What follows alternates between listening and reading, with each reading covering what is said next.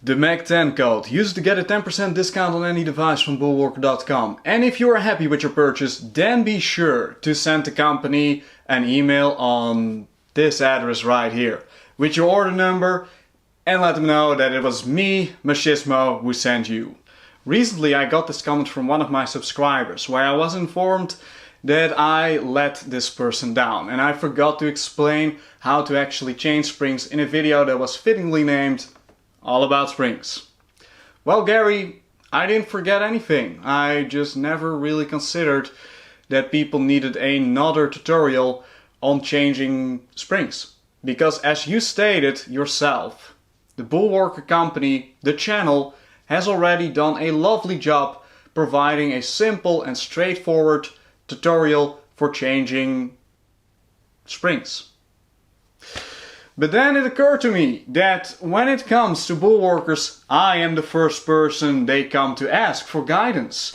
Only in the most dire of situations would a mortal even consider watching the official Bullworker channel for anything Bullworker related. I'm kidding, of course. But there certainly is an audience that is interested in my take on things. And with that being said, here's my 2 cents on changing the spring in your Bullworker. Changing the spring is very simple. The smaller tube of the device has a lock, as you can see. This keeps your Bullworker in place. To unlock this, all you have to do is compress the device on a non-slip pad or anything that prevents the device from slipping out of your sweaty little hands. In this case, my shoe. Once compressed, turn the handle and detach it. Now you can take the whole thing apart, if you wish to. But all we have to do is take out the spring. However, there are all these loose components that can come loose. So, for the klutzy people among you, I will give a brief explanation of what exactly is going on in your Bullworker. And hey, why not? Let's just go over them for both the curious-minded and the klutzy people that just, I don't know, can't help to mess things up. All you had to do was change the spring. That was everything. You didn't have to take the whole thing apart. Come on, what are you doing? That's right, all Bullworkers come equipped with one of these. Bzzzt. The company has modeled this as a real-life replica of my very own artificial chin bone. For me, this is the reason that I can walk.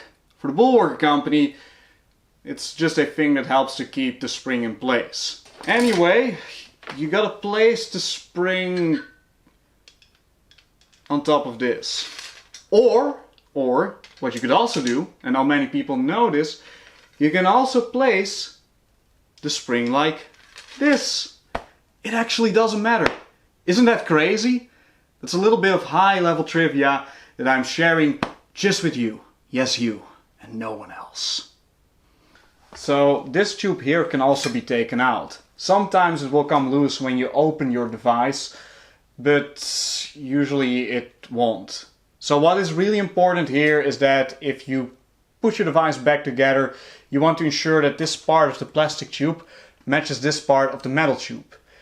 If you do not place this tube correctly on this tube, when you put your device back together, horrible, unspeakable things will happen, okay? So don't mess around with this. And so this is how you will put your Bullworker back together. Oh, very important to know, if you put in a heavy spring, be aware that it's easier to put your device back together than it is to take it apart.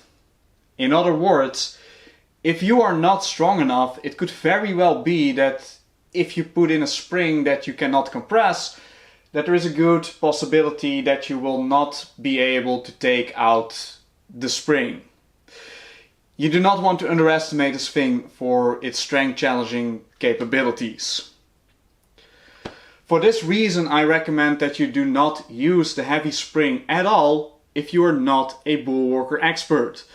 or you might end up being stuck with a resistance on your device that is not fit for your level of experience. And trust me, if you are a Bullworker beginner, you will not get much use out of the heavier springs anyway.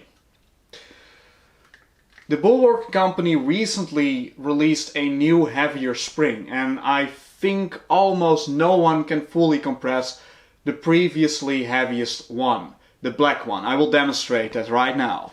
So right now I am putting the black spring in the Bullworker, in my Bullworker. Okay. Let's see how far I can press it.